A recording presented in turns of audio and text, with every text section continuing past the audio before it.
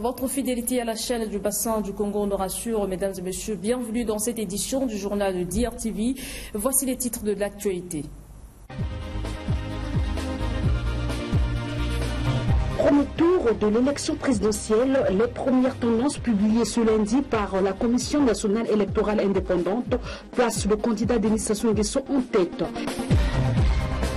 Et puis, décès de Guy Brice Parfait Kolela, la nouvelle est tombée comme une bombe dans les fiefs Yuki. Ce lundi, ces militants étaient tristes, mais aussi en colère.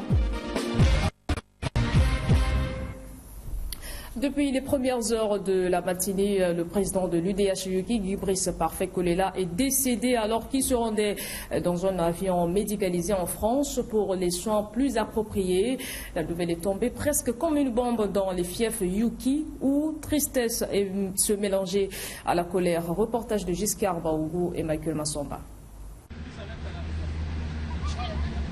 Bakongo, dans le 2e arrondissement de Brazzaville. Situation presque normale, pourtant dans ce fief supposé de l'UDH Yuki.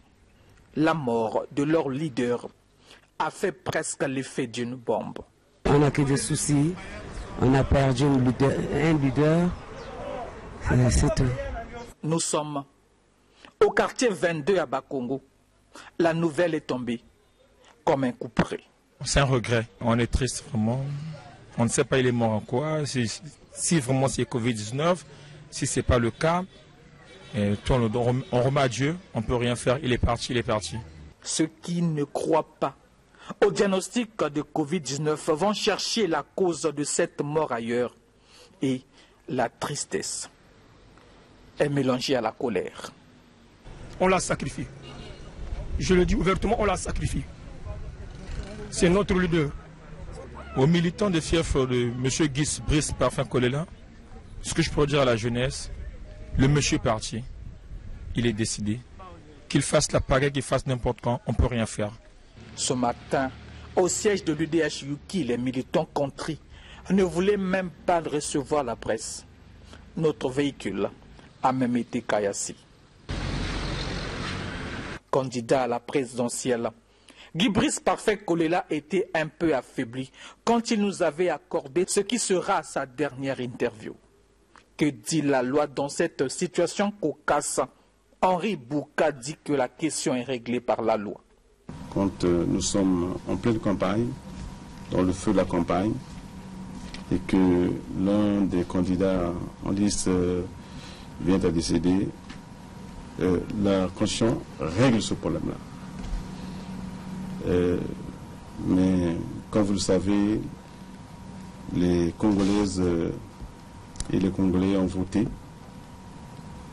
Et lorsque notre frère compatriote malheureusement est arraché à notre affection, le choix des Congolaises et des Congolais est déjà dans les urnes. C'est l'article 70 de la Constitution qui règle la question. Le décès de Parfait Kolela a fait réagir plus d'un Congolais. Ce lundi, l'opposant Mathias Nzoa a également déclaré introduire un recours à la Cour constitutionnelle pour non-représentation de ses délégués dans les bureaux de vote. Il dit ne pas prendre en compte les résultats qui seront communiqués pour ce premier tour. Suivez sa réaction dans ce reportage de Vincent Dopol Kobemba et Michael Massomba. C'est par une minute de silence en mémoire de Guy Brice Parfait Kolela, un des 7 candidats en lice de l'élection présidentielle décédé le 21 mars, jour de vote, que Mathias Nzon a démarré son point de presse. Au cours de celui-ci, le candidat de l'UPRN a relevé plusieurs irrégularités. L'ouverture des bureaux de vote clandestins, le vote multiple et achat des consciences, la désorientation des électeurs, l'interdiction de l'accès aux bureaux de vote aux représentants des candidats de l'opposition en général et de Mathias Nzon en particulier, ainsi qu'aux observateurs nationaux et internationaux. Face à cette situation chaotique et suite au décès inopiné au cours du premier tour du scrutin de l'un des 7 candidats, en l'occurrence Guy Brice Parfait Kolela, le candidat Mathias Nzan introduira un recours auprès de la Cour constitutionnelle pour faire annuler le premier tour calamiteux qui n'honore pas notre pays. Le candidat de l'UDH-UKI, Guy Brice Parfait Kolela, qui n'a pas pu voter le 21 mars dernier, avait tout de même invité sa base à aller accomplir leurs devoirs civiques. Et le dernier jour de la campagne électorale, pour la présidentielle, il n'était pas présent au meeting du Stade Marchand. Donc, candidat un autre, Angio Sungangia Angabé, avec qui le président de l'UDH qui avait des accords politiques, a aussi réagi suite à ce décès. On écoute au micro d'Auguste Bonazebi et Michael Massamba. Nous avons un militant, un candidat qui est mort l'arme à la main dans le processus démocratique pour le changement de la République du Congo. J'ai une grande pensée personnelle pour lui, personnelle et privée pour lui.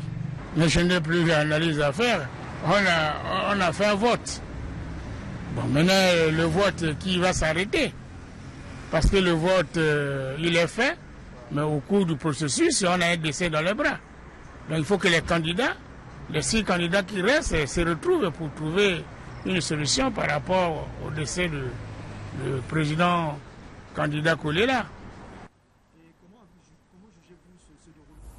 Le Parti pour l'unité et la République, Club 2002 Pur en sigle, a fait un communiqué de presse relatif au décès du président de l'UDH-UKI, candidat à l'élection présidentielle. Dans son communiqué, ce parti allié à la majorité présidentielle présente ses condoléances à la famille biologique de l'illustre disparu, à la direction politique ainsi qu'à l'ensemble des militants éplorés de l'Union des démocrates humanistes. Avec le décès de M. Guy Brice Parfait Kolela, le peuple congolais vient de perdre l'un de ses dignes fils qui a fortement contribué au jeu démocratique dans notre pays.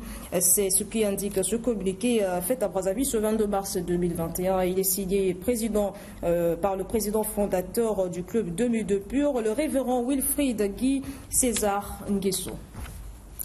Les résultats de cette élection restent attendus. La compilation est en cours. Les premières tendances données ce lundi par la CNI, Commission nationale électorale indépendante, placent largement le candidat de la majorité présidentielle en tête. Les explications de Giscard Mahon.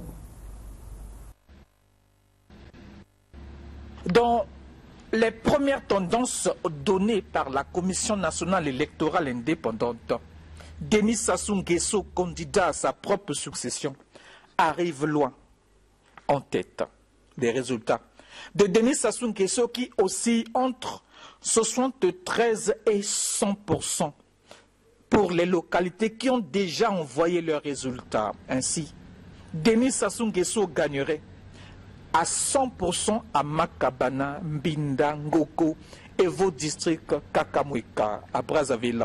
Quelques arrondissements ont déjà rendu leur verdict. Poto, Mongali, Wenze ou Denis Sassou Nguesso est largement en tête. Seul Makele Kele qui a vu Guy Brice Parfait Kolela, qui vient de mourir dans les premières heures de ce lundi, arriver en tête avec 76,23% contre 21,22% pour Denis Sassou Nguesso. Une question. Comment la CNI a pu collecter ces résultats alors que l'Internet est coupé? Nous avons des applications, nous compilons, nous avons des applications ici. Nous ne sommes pas tributaires de l'Internet en ce qui concerne la compilation des résultats. Et sur la sincérité des résultats du vote, Henri Bouka a dit: nous pouvons vous certifier que les résultats qui vont être proclamés demain ou après-demain, qui sont sortis des urnes, sur lesquels nous sommes en train de travailler, sont l'expression des suffrages réellement exprimés par les électeurs. Et chaque suffrage exprimé en faveur d'un candidat a été décompté en sa faveur. Le président de la CNI a aussi rappelé que la compilation se poursuit et pourra peut-être prendre encore 2 à 3 jours avant les résultats provisoires. En revenant cette fois-ci sur le déroulement du vote de ce dimanche 21 mars à Kindamba dans le département du Poul avec Justin Bambaka. À l'instar d'autres électeurs de la République, ceux de Kindamba dans le département du Poul ont aussi accompli leur devoir civique dans la paix. Oui, le vote passe bien, très bien. Nous avons bien voté parce que nous voulons la paix près pour que nous soyons bien tranquilles. Parce que nous souffrons beaucoup. Maintenant, nous voulons que nous soyons tranquilles. La quiétude en ayant l'amour de la patrie. Toutefois, quelques dysfonctionnements ont été constatés comme nous le soulignons cet agent électeur. Commencé à 7h, pratiquement 7h15. Pour moi, jusqu'à présent, ça marche très bien. Il y a vraiment un grand nombre d'électeurs qui arrivent. Vraiment, c'est pas actuellement dans des conditions normales. Il y a eu quelques plaintes parce qu'il y a eu des électeurs dont les noms figurent sur la liste électorale, mais qui n'ont pas eu de carte. Malgré ces quelques imperfections, une grande affluence a été constatée dans les bureaux de vote. Isidore Vouba, le président de l'Assemblée nationale après son vote, se dit satisfait.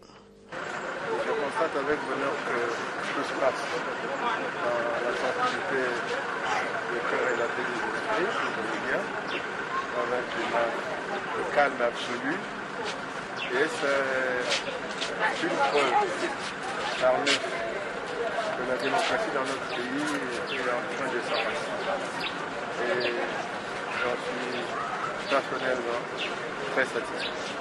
Surtout dans une localité comme Kindamba et dans d'autres zones où on le sait bien, il y a eu beaucoup de désordre, beaucoup d'insécurité, l'assistance phénomène de coupeurs de route. Et tout cela, on a l'impression qu'on n'est plus qu'un triste souvenir parce que tout se passe dans la sérénité, dans le calme et la sécurité. Aujourd'hui, le regard des Congolais est tourné vers la Commission nationale électorale indépendante, CNEI.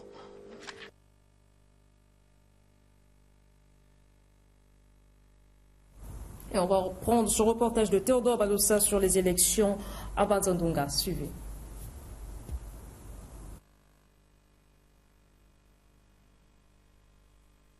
Que ce soit au bureau de vote de Banzandunga Centre, 6 à l'école primaire, où 680 électeurs étaient attendus aux urnes, ou à celui de Banzandunga 2, 6 au CEG, le vote s'est déroulé dans le calme absolu en dépit de quelques difficultés liées à l'organisation, comme le souligne si bien le président du bureau de vote de Banzandunga Centre.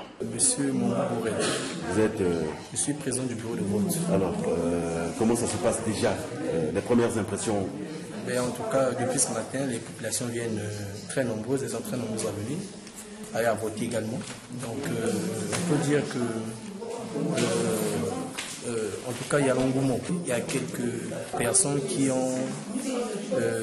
n'ont pas de carte, mais qui ont des noms sur la liste. Bon, il y a, en fait, la plupart de ceux qui viennent voter, c'est ceux qui ont des cartes. Donc la minorité, c'est ceux qui n'ont pas de carte, mais qui ont des noms sur les listes. Tout se passe bien, ont martelé les quelques délégués des candidats qui se sont prêtés à notre micro. Depuis le commencement, ça se passe très bien. Il n'y a pas de que ce soit. À merveille. Ça se passe très bien. Depuis que nous avons commencé jusqu'à alors, les gens viennent en masse pour voter. Il n'y a pas de quoi, il n'y a pas quoi à signaler. Donc les choses se passent bien. Les populations, tout comme les autorités politico-administratives, ont tenu à accomplir leur devoir civique. Sabine Bandouzi, la sous-préfète de Banzandunga, a glissé très tôt le matin son bulletin dans l'urne. Le vote, comme vous le constatez, ça se passe dans le calme et dans la sécurité. Et la population est très motivée aussi. La sous-préfète a précédé le député de Banzandunga, Bernard Tchibambelela, qui a voté au voisinage de 12 heures. Il apprécie ici le climat de paix dans lequel s'est déroulée cette élection. Mes impressions sont bonnes et même très bonnes. Parce que partout nous avons mis nos délégués qui nous ont rassuré que l'élection se déroule dans le calme. Donc il n'y a aucune perturbation et que d'ici 2 ou 3 heures, nous aurons déjà le verdict des urnes. Du plus petit aux personnes âgées, tout le monde a tenu à accomplir son geste, à l'instar de cette vieille qui est entrée dans le bureau de vote de Mbanza-Ndunga 1 avec une idée bien nette de son candidat à voter malgré son déficit visuel.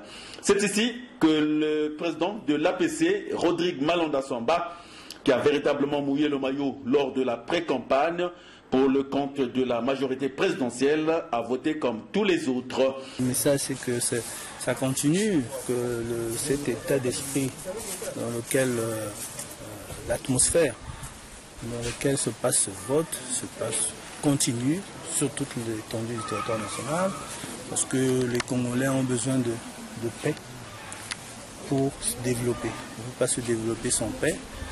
La paix est essentielle. Voilà. Donc, je voudrais que ce que vous voyez ici se reproduise un peu partout sur le territoire national pour que ce vote ainsi que la publication des résultats se passe dans la quiétude totale et qu'après cela, le Congo se relance, comme a dit le président de la République, que nous puissions rebondir ensemble.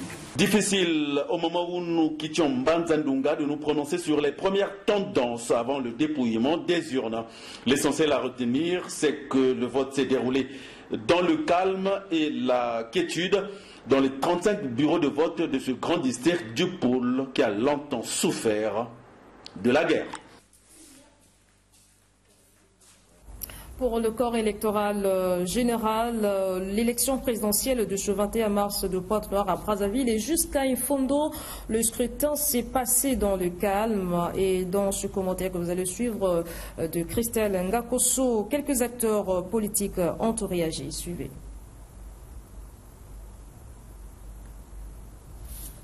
Nous reviendrons sur cette information dans nos prochaines éditions. Les représentants des ONG de droits africains, dans leur rapport préliminaire en tant qu'observateurs à ce scrutin, parlent, eux, du bon déroulement de cette élection et ils soulignent tout de même quelques manquements. Regardez.